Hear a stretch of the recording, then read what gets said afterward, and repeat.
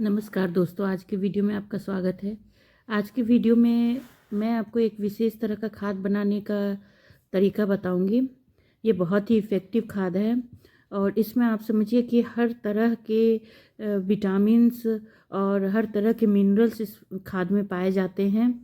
NPK हो तो acidic, ये मिट्टी को एसिडिक भी बनाता है, क्योंकि ये जो खाद है वो किचन वेस्ट से बनाया जाता है और हमारे किचन में हर तरह का वेस्ट निकलता है और जो पौधों के लिए ज़रूरी है वो सारी चीज़ें निकलती है। जैसे हमारे शरीर को हर तरह का के पोषक तत्वों की ज़रूरत होती है, वैसे ही पौधों को भी हर तरह के पोषक तत्वों की ज़रूरत होती है।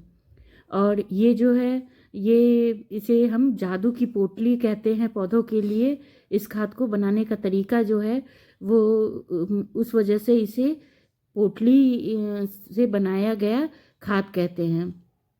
तो उसी तरह से पौधों को भी, जैसे हम अपने किचन में जो भी चीज़ बनाते हैं और उससे जो वेस्ट निकलता है तो उससे हम ये खाद बनाते हैं। तो किचन में जो हम बनाते हैं वो हमारे शरीर को हेल्दी रखने के लिए जैसे ज़रूरी है, वैसे पौधों को भी हेल्दी रखने के लिए वो सारी चीज़ें ज़रूरी है। ये देखिए, जैसे अनार का छिलका है, संतरे का छिलका है, मटर का छिलका है, इस सब चीज़ों में बहुत ज़्यादा पौष्टिकता पाई जाती है और हम छिलकों को तो खाते नहीं हैं, तो इसका यूज करके हम अपने पौधों के लिए खाद बनाएंगे।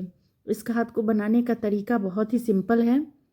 तो ये देखिए, और फिर इसका भी यूज़ हम कर लेंगे अपने खाद में। जो इसके खाद बनने के बाद जो वेस्ट निकलेगा उसका भी यूज़ हम अपने गार्डन में कर सकते हैं। ये या तो किचन वेस्ट कंपोस्ट बनाने के लिए, और या तो फिर आप अपने गमले को फिल करने के लिए डिकम्पोस्ट होकर उसमें भी वो खाद बन जाएगा, किचन वेस्ट खाद बन जाएगा। तो इसे कहते हैं आम और गुठलियों के दाम। तो हम लोग जो खाए हैं किचन में तो यूज़ किए ही हैं, और उससे हम अपने पौधों के लिए भी खाद तैयार कर लेंगे, जिससे हम फिर से अपने खाने योग्य सब्जियां उगा सकते हैं। तो ये देखिए, इसमें हर तरह का चीज़ है। ये अनार का छिलका है, नींबू का छिलका है, संतरा का छिलका है, एप्पल है जो सड़ गया है एप्पल वो है, मूंगफली का छिलका है, जो भी हमारे किचन वेस्ट से निकलता है। आपको पता ही होगा कि ये सारी जो भी किचन वेस्ट ग्रीनरी है या ये फल के छिलके हैं, इन सब चीज़ों में बहुत ज़्यादा पौष्टिकता पाई जाती है। तो इसका निकाल के हम अब इसे डिकम्पोस्ट करने के लिए हम इसमें 3-4 गुड़ के टुकड़े को डाल देंगे। मैंने 3 गुड़ के टुकड़े को डाला है।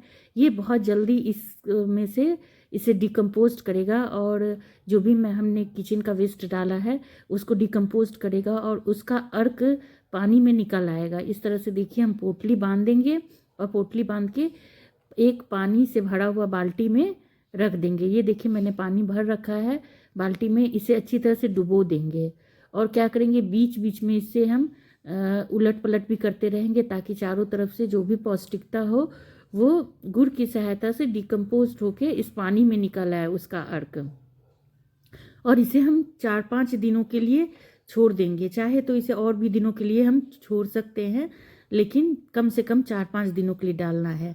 बीच बीच में हमें ऐसे ऊपर नीचे करके इसे ऐसे इस तरह से कर देना है, ताकि इसका सारा अर्क अच्छी तरह से पानी में निकल जाए।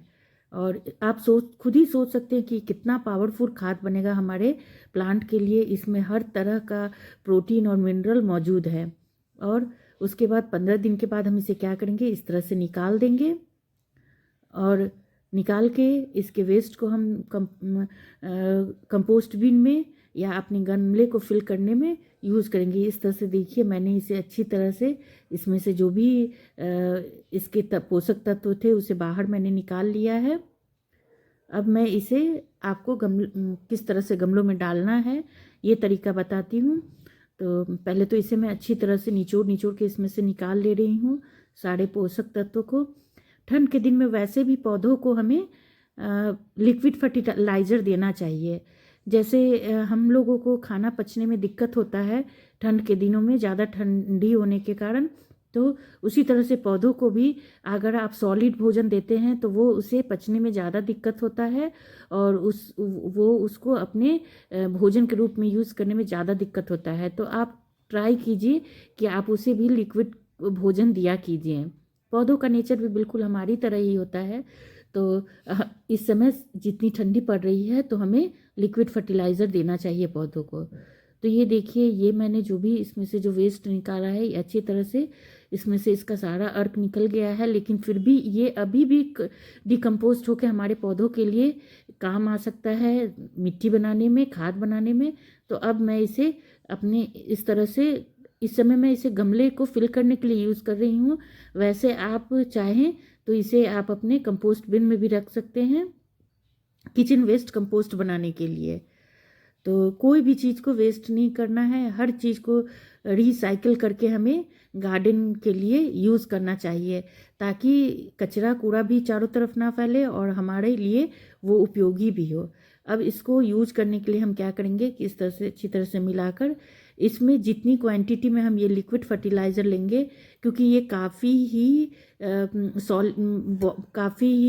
पोषक है, तत्व इसमें है, तो इसको या तो कहिए मजबूत खाद है।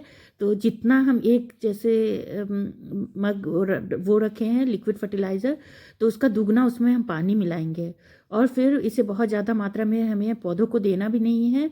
इसे थोड़ी थोड़ी मात्रा में हम पौधों के साइज के हिसाब से, जैसे बड़ा पौधा है, ये अनार का पौधा है, काफ़ी बड़ा है, तो इसमें मैंने 1 मग्गा दे दिया है। छोटे पौधों में आधा या उससे भी कम आप दीजिए, क्योंकि ये काफ़ी ही पावरफुल खाद है।